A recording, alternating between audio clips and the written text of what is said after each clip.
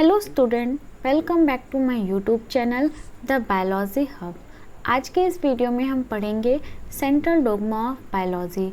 Central dogma जो है ना, it is the backbone of the molecular biology. अगर आपको मॉलिक्यूलर बायोलॉजी अच्छे से समझनी, अच्छे से पढ़नी है तो उसके पहले आपको सेंट्रल डोग्मा के बारे में पता होना चाहिए। तो central dogma was proposed by the Francis Crick, ठीक है, इन 1958। हाँ, वही फ्रांसिस क्रिक जिन्होंने क्या किया था, डीएनए के डबल हेलिकल स्ट्रक्चर में अपना कंट्रीब्यूशन दिया था। तो according to the central dogma, जो हमारा जेनेटिक इन्फॉर्मेशन है वो यूनी डायरेक्शनल फ्लो करता है। यूनी डायरेक्शनल फ्लो करने का मतलब जो इन्फॉर्मेशन है वो डीएनए से आरएनए और आरएनए से प्रोटीन में ट्रांसफ़र होता है। तो क्या एक्सप्लेन करता है सेंट्रल डोग्मा? एक्सप्लेन करता है कि how the genetic information is transfer from the DNA to RNA और आरएनए टू प्रोटीन। अगर यही जेनेटिक इन्फॉर्मेशन डीएनए खुद स्टोर करता है, डीएनए अपनी कॉपी बनाता है, तो उस प्रोसेस को हम रेप्लिकेशन कहते हैं। ठीक है, जब डीएनए स्टोर्ड होता है उस प्रोसेस को हम क्या कहते हैं? रेप्लिकेशन कहते हैं।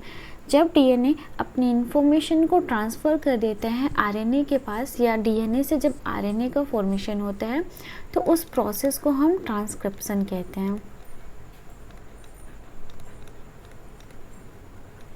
ओके, और जब यही इंफॉर्मेशन आरएनए से प्रोटीन में ट्रांसफ़र होता है, या फिर हम कहते हैं आरएनए से प्रोटीन बनता है, तो उस प्रोसेस को हम क्या बोलते हैं? ट्रांसलेशन।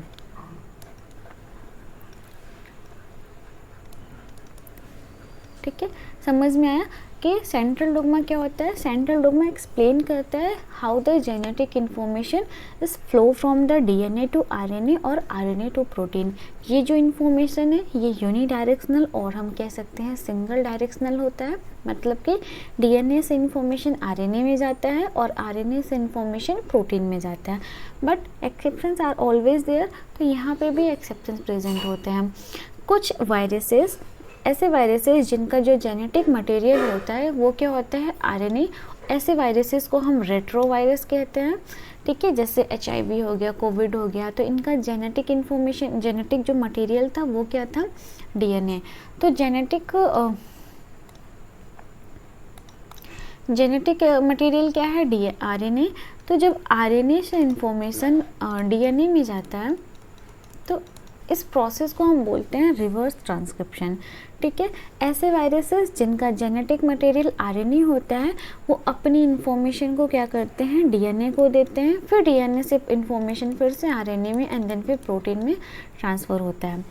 तो सेंट्रल डोग्मा में हमने क्या पढ़ा कि जब डीएनए से आरएनए बनता है तो उस प्रोसेस को हम क्या बोलते हैं? ट्रांसक्रिप्शन। यहाँ पे क्या हो रहा है? प्रोसेस रिवर्स हो गया है ना, रिवर्स हो गया, मतलब कि आरएनए से क्या बन रहा है? अब डीएनए बन रहा है, तो इस प्रोसेस को हम रिवर्स ट्रांसक्रिप्शन कहते हैं।